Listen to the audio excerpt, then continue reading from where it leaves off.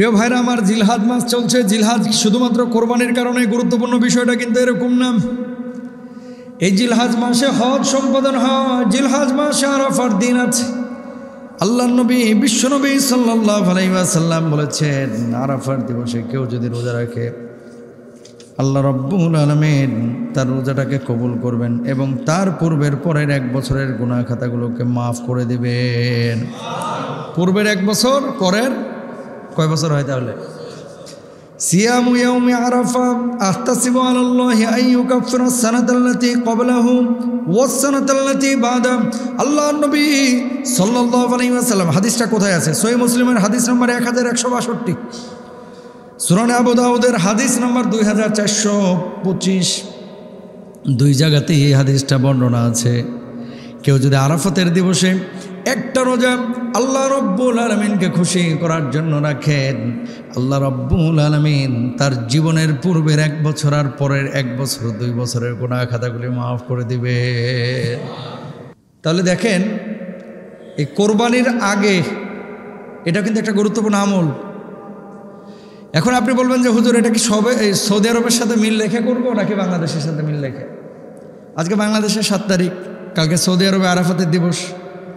হাদিসের ব্যাখ্যা আছে। কেউ কেউ বলছেন সৌদি আরবের সাথে মিল রেখে, আরাফাতের দিবস যেহেতু একটা, তো সৌদি আরবের সাথে মিল রেখে যদি করেন, পরবর্তী দিন তো আপনার ঈদ করা লাগবে।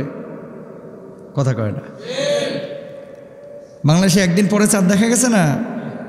তাহলে আমরা ওই চাঁদের পরে হিসেবেই তো একদিন পরে ঈদ করতেছি, যেহেতু আমরা চাঁদ দেখতে পাই নাই।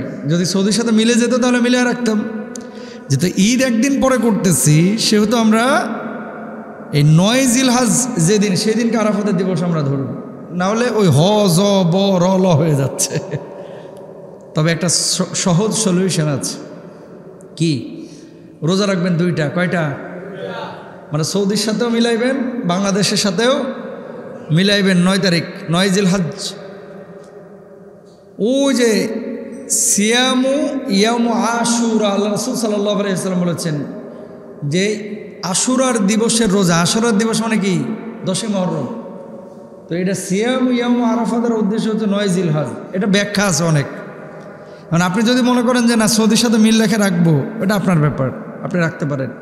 কিন্তু হানাফি মাযহাবের যারা বড় বড় স্কলার, সবার মত হচ্ছে ইয়ামু আরাফাতের উদ্দেশ্য হচ্ছে 9 জিলহাজ, আপনার চাঁদের হিসাবে। তো সেই দিন আপনি রোজাটা রাখবেন, একটা রোজা রাখবেন ঈদের আগের দিন। যদি রোজা রাখেন, পূর্বের 1 বছর এবং পরের 1 বছরের গুনাহ আল্লাহ সুবহানাহু ওয়া তাআলা মাফ করে দেবেন। সুবহানাল্লাহ।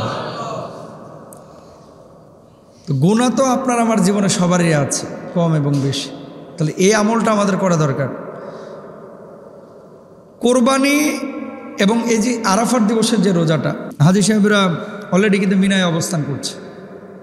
আপনি বাংলাদেশে আছেন, হাজী সাহেবরা আপনাদের জন্য দোয়া করছে, আপনারাও হাজী সাহেবদের জন্য দোয়া করবেন। নবীজি সাল্লাল্লাহু আলাইহি ওয়াসাল্লাম যে রোজাগুলো কখনো ছাড়েন নাই, খেয়াল করেন। আশুরার রোজা, এই জিলহজ্জের এই রোজা, আরাফার রোজা, রমজান মাসের রোজা, এই রোজাগুলো নবীজি কখনো ছাড়তেন না।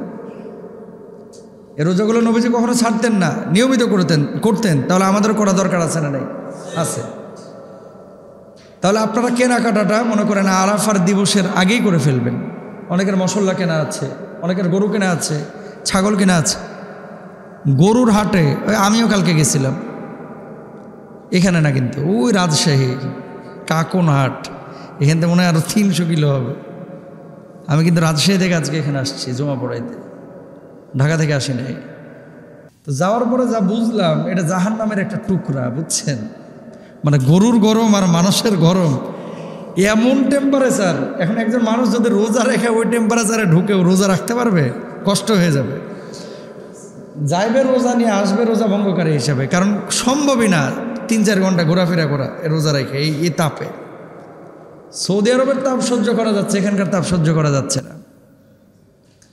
তো প্রিয় ভাইরা আমার, তাহলে কেনাকাটাটা আমরা আজকালের মধ্যে করার চেষ্টা করবো, ইনশাল্লাহ বলেন। আর আরাফার রোজা আমরা 9 জিলহজ রাখবো। যদি আপনার কাছে, যেহেতু আরাফাতের দিবস সৌদি আরবে একদিন আগে, আনিজি লাগে বা একটু খুব সন্দেহ লাগে, আপনি 2টা রাখেন।